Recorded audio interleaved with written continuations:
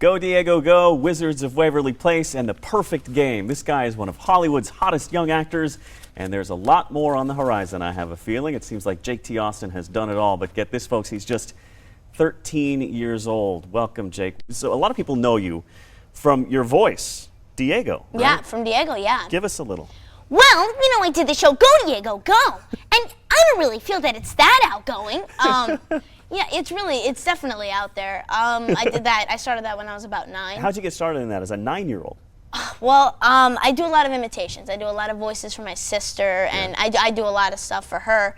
So when the audition came up, I basically tried to make my voice a more masculine version of Dora. Right. To tell you the truth, I just did an imitation of Dora. Like Dora's like, "Oh, that's sweet Dora," you know what I mean? And I just tried to take that into a boy version.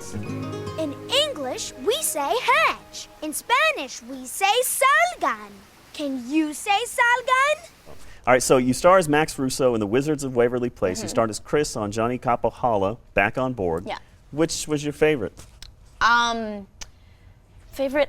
Well, because they're two completely different experiences. Yeah. One, I got to go to New Zealand. That's cool. The less expensive one version of Hawaii. It was beautiful. It was truly a beautiful, beautiful place to be. I learned to surf there, which I still take with me now. Big perk. Yeah, definitely. I learned to dirtboard, skateboard, all that stuff. So that was definitely an adventure within itself. And Wizards of Waverly Place, we shoot out in Hollywood. And it's funny, it's a New York-based show, but we film it in California. Yeah. Yeah, I'd say they're both equally a lot of fun. Like them both. Okay, so Yeah. you got the new movie, The Perfect Game. Interesting film, and it's based on a true story, right? Tell me a little bit about that. Well, I play Angel Macias. I play, in 1957, this group of boys from nothing, literally. These ragamuffin kids from Monterrey, Mexico in 1957, believed in themselves, and they went all the way to the Little League World Series, and they won it. And I pitched the only perfect game in Little League World history. How about that? How about that, Was it pretty cool? It was pretty exciting because during the filming process, I pitched. You know what I mean? I pitched in front of like 1,000 people, I think it was. Yeah. And I mean, they were extras, but still there was a little bit of pressure. Sure, you know what right. I mean? And you got to meet the president. I got to meet El Presidente George Bush. Yeah, it was great. Very cool. He was a really, really nice guy. Very nice, very genuine, very funny guy. And a big baseball fan. Big baseball fan. Texas Rangers. Telling me a little about that. That had to be fun. So you have all this stuff. How are you juggling it? I mean, a lot of teenage actors, we see them on TMZ, they get in trouble. We haven't seen you there yet, and we hope not to.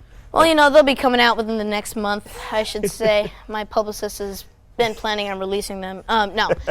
I mean, I'm not Brad Pitt, you know what I mean? So I guess maintaining my schedule is just, I really enjoy acting, so it's just about it's just about having fun, you know what I mean? Where I am right now. It can't all be fun. What's the toughest part about doing it at your age?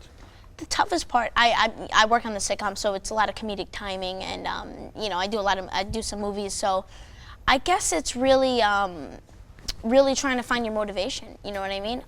For different projects. Like this last 2 years, I've been going from project to project to project, and it's been so weird because every project, my characters has been completely different. You know, most teenagers don't know phrases like comedic timing and knowing your motivation. Hey, I'm considered an old soul. Okay, you've got it figured out. What about other kids your age, your friends? Do they resent your success like you're this big star? Oh yeah, they hate it. Yeah? I have absolutely no friends. No, I'm just I can joking. tell. My best friend, Patrick Dunbar, is actually right there. Yes, He's behind you. supporting you, Patrick there in he the is. background with my mom next to him. Yeah? My good friend Patrick. And he's known us happy? since I'm 6. He's supportive? Oh yeah. Well, it's funny.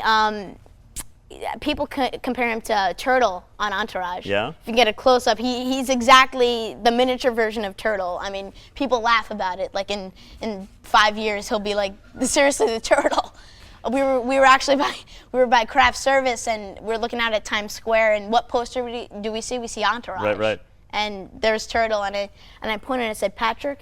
He's like, what, Jake? I'm like, see that? He's like, what? I said, that's you in 5 years. Well, speaking of Turtle, there he is right there. Turtle You worked with Kevin Dillon, Yeah. Johnny Drama. Johnny Drama. I worked with him on Hotel for Dogs. Yeah. That's also with Emma Roberts, Don Cheadle, Lisa Kudrow, right? Yeah, a great movie. I had a lot of fun. I have a really good imitation of Kevin Dillon. Let's hear it. So, Kevin Dillon, I'll be doing a little bit of a Robert De Niro, you know what I mean? He's just missing the mole right here. anyway, I'll do some of the interview like Kevin Dillon, you know what I'm saying? Get my close-up right there. Has he heard your I impersonation? want my close-up right there. Yeah. What does he think? Is he a fan? I think he likes it, I think he, imitation is the biggest sign of flattery. I wish you were a little more shy. You know? Well, I'm an open book, Tell me more about that movie with Lisa Kudrow. Well, Johnson. I play Bruce. I play an inventor, and I actually invent, along with Emma Roberts' character Andy, we invent the Hotel for Dogs. And basically, we're foster children, and we moved into this new home with these foster parents who are wannabe rock stars. Stuck in the Led Zeppelin, Pink Floyd era. Kevin Dillon. Lisa Kudrow, perfect comedic combo right there. Absolutely. You got the combo meal. They're great. It's a really great movie. A lot of heart, a lot of comedic stuff. It's a really great movie. And we end up creating this Hotel for Dogs. Pretty funny stuff. Yeah. You talked about Patrick being Turtle in 5 years. What are you going to be in 5 years?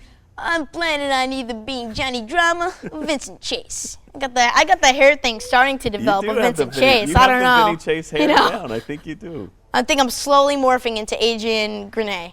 Grenier. How do you pronounce it? I think Grenier? it's Grenier, but I don't Grenier, know. Good Grenier. guess. He's Sorry, not watching. Adrian. We hope. We Yeah. wouldn't want to offend him. You've done a lot. If there's one movie, one role you could do, what would it be? Probably like, have you ever seen Bowfinger? Yeah. Like Kit Ramsey in that, you know what I mean? Where he's just this out and out, like Vin Diesel, you know what I mean? This action guy Yeah. with explosions. That would definitely be a role for me. Something like that. Like, or, really a serious drama indie film out in Cannes Film Festival, which would be great. Just like playing a really challenging role. I always love playing characters that are totally unlike myself and characters that are definitely not me. You know what I mean? Yeah. Well, the sky's the limit. I have a feeling we're going to be seeing a little bit more of you. Thank you, yeah. I think so. Jake, thanks for joining us today, and we'll see you at the movies. To find out more about Jake, visit his website, jakeaustin.com. You're watching GMA Now.